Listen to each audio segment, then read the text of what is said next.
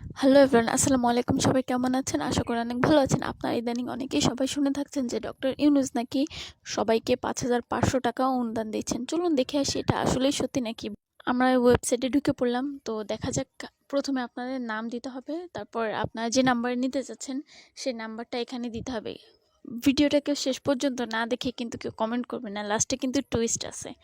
So আমি যে একটা নাম্বার দিয়ে দিলাম। তো তারপর আমার এখানে সিলেক্ট করা হয়নি বিকাশ না নগদ। তো আপনারা সিলেক্ট করব বিকাশ, নগদ সিলেক্ট করে নিলাম।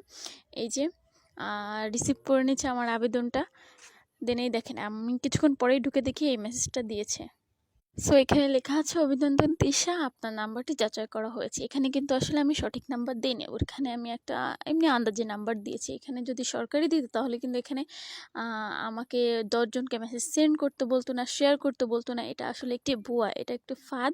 আর এখানে একটি স্ক্রিনশট দিয়ে এটা যারা করেছে তারা এই নাম্বার, বিকাশ নগদ নাম্বার হ্যাক করার চেষ্টা করছে। সবাই সাবধান।